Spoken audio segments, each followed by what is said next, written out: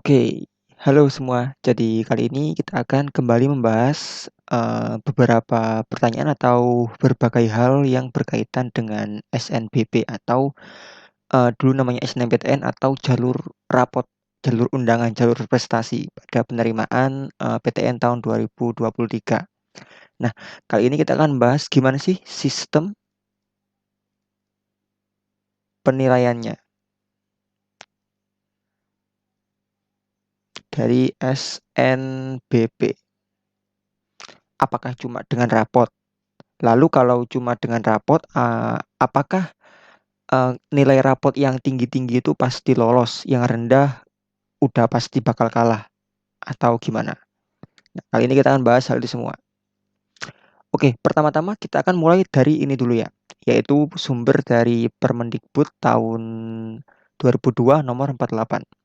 Jadi di sini adalah sistem penilaian SNBP itu ada dua komponen di sini ya, yaitu ini ada 50% nilai rata-rata rapor seluruh mata pelajaran.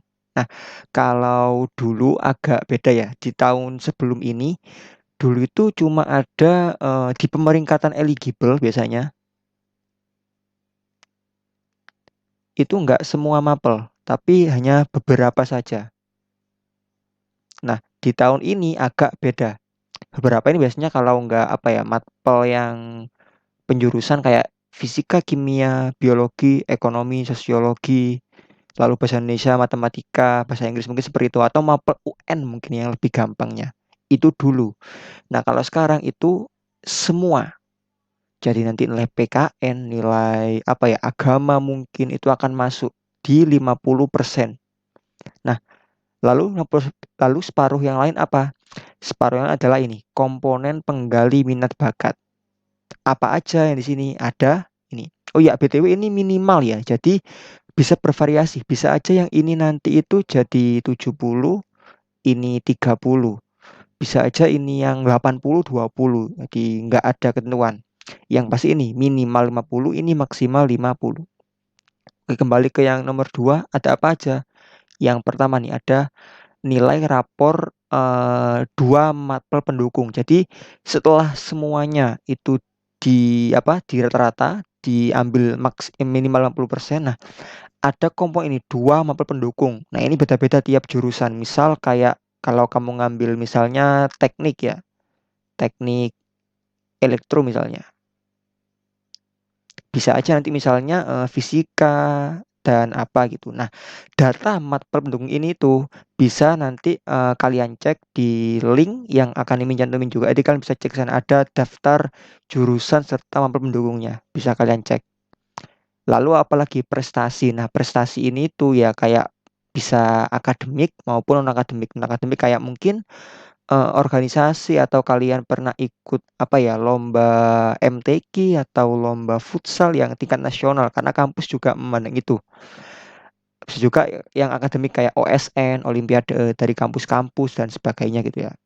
Lalu portofolio ini nggak semua jurusan, hanya beberapa jurusan aja. Seperti kalau misalnya kalian ngambil FSRD ITB, kan itu ada gambar-gambar banyak tuh. Nah itu kayak itu contohnya. Itu juga masuk ke penilaian. Di berapa di sini? Dibagi 50%. Nah, terus kalau kita lihat di sini berarti cuma rapot aja dong, Min. Nah, terus pertanyaannya gini, kan tiap sekolah itu beda-beda. Ada yang sekolah murah nilai alias suka mengkatrol nilai. Biasanya ya kita nggak menggeneralisir, tapi kita apa ya, biasanya udah sering ada di apa ya di kehidupan sehari-hari kita sering dengar rumor bahwa di sekolah swasta itu cenderung lebih gampang dapat nilai kan ya. 90 itu udah biasa banget. 80 apalagi itu kayak standar banget di swasta. Tapi di sekolah-sekolah negeri yang bonafit yang apa ya peringkat satu di kabupaten misalnya kayak SMA 1, SMK 3 di setiap kabupaten atau setiap kota dan sebagainya. Tentu kan nilai 85 itu kadang ada yang sulit banget apalagi kalau gurunya killer. Nah, gimana? Apakah sekolah-sekolah yang pakai ini konsep katrol ini mereka pasti diuntungkan? Tunggu dulu ya.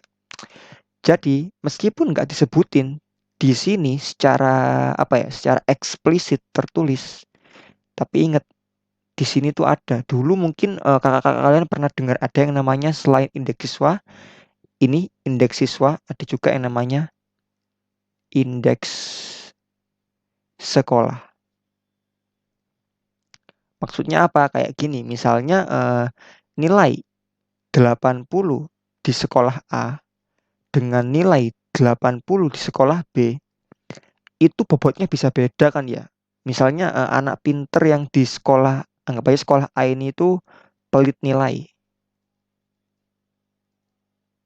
Lalu yang ini tuh murah nilai. Nah, tentu PTN kan nggak mau dibohongi sama nilai kayak gini. Nah, PTN itu punya apa ya, kacamata sendiri buat nilai. Oh, kayak sekolah A ini tuh anak-anak nilai 80, anak yang bisa dapat 80 di sekolah A itu setara dengan anak yang dapat 85 di sekolah B kayak gitu. Nah, berarti PTN apa ya? Mendiskriminasi dong, Min. Diskriminasi atau membeda-bedakan sekolah. Iya, emang. Kenapa ya? Karena kita tahu sendiri eh, sekolah atau tingkat apa ya? Penilaian evaluasi di sekolah di negeri kita itu belum rata emang. Jadi ada sekolah-sekolah yang emang dia nilainya itu standarnya tinggi banget dan sekolah yang saya rendah banget. Nah, itu kalau disamain aja tanpa ada apa ya? Tanpa ada filter lagi, tentu akan merugikan sekolah-sekolah yang ini benar-benar sesuai nilainya, pelit nilai bahasa kasarnya gitu. Nah, biasanya disebut indeks sekolah. Nah, apa aja yang ada di indeks sekolah itu ini? Jadi kalau ini ambil dari beberapa kampus, memang datanya nggak apa ya nggak update karena emang ini sifatnya biasanya rahasia. Rahasia itu ya dia bersifat prerogatif atau bebas terserah kampusnya kayak gimana. Beberapa yang pernah menyebarkan atau menyampaikan di umum, media umum, itu ada UGM contohnya ini.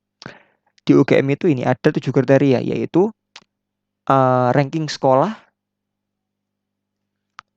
lalu ada ini prestasi alumni sekolah selama kuliah di UGM, rasio pendaftar dan yang terima tahun lalu, dan track record sekolah ini ya.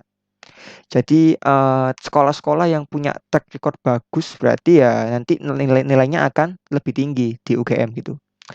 Lalu ini UNER juga sama, ada rasio SNMPTN. Nah, IPK alumni, jadi cutting-cutting atau kakak kalian yang masuk ke UNER, kalau mereka bisa perform, IPK-nya bagus, nanti sekolah kalian di mata UNER itu akan semakin dipandang semakin tinggi. Ini analoginya simple, kayak kalian kalau apa ya, belanja sesuatu gitu di toko. Tentu kalian kan ada yang star seller, ada yang seller bodong, ada yang apa ya, seller terpercaya. Nah, PTN juga gitu mandang sekolah. Sekolah-sekolah itu ada yang sekolah star, sekolah top. Jadi anak-anak yang dari sekolah A ini tuh ya berpeluang kecil buat flop gitu. Dia pasti bagus-bagus. Ada juga sekolah yang mungkin yang baru merintis itu tentu kan ya kurang terpercaya, atau bahkan ada sekolah yang emang apa ya bodong gitulah.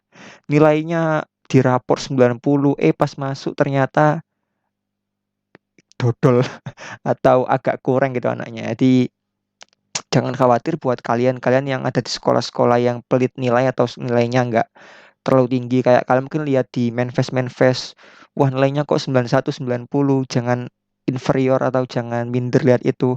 Karena tiap kampus itu punya ini, data indeks sekolah. Siapa tahu emang sekolah kalian termasuk sekolah yang standarnya tinggi. Jadi 85 di sekolahmu itu udah bagus banget gitu. Jadi jangan takut. Jadi itulah kenapa nilai-nilai yang tinggi 95, 90 bisa aja nggak lolos, tapi nilai-nilai yang cuma 85, 80, 87 bisa lolos karena mungkin ini indeks sekolahnya tinggi. Itulah juga alasan kenapa kayak rasionalisasi, lalu prediksi menghitung peluang lolos. Nah, itu kan sering banget tuh banyak di apa ya, di IG atau di Instagram atau di YouTube itu kan banyak yang seolah-olah bikin kayak gini. Ini tuh apa ya, orang-orang bikin gini tuh nggak valid biasanya. Selain nggak valid, mungkin saya juga kurang akurat. Kenapa? Karena mereka nggak akan tahu nih indeks sekolah pastinya berapa. Kalau cuma patokannya prestasi rapor, kan kita nggak tahu ininya. Jadi bisa aja mereka apa ya memprediksi, tapi bisa akurat, bisa jadi nggak akurat. Jadi kalian jangan terlalu berharap pada yang seperti ini. Yang paling aman gimana? Paling aman adalah buat tahu indeks sekolah itu, ini singkat IS ya. Buat tahu indeks sekolah paling gampang adalah apa? Bandingkan nilai kalian dengan kakak tingkat. Di kakak tingkat misal ada yang lolos gitu. Nah, itu berarti kalian bisa bandingkan, oh kira-kira nilaiku segini itu bisa masuk ke kampus ini. Jadi kalian nggak tahu nilai pasti indeks sekolah itu pengalinya faktornya berapa, tapi kalian bisa mengira-ngira, oh nilaiku segini udah cukup atau nggak masuk ke jurusan yang aku inginkan gitu. Nah, itu kalian bisa mengira-ngira saja.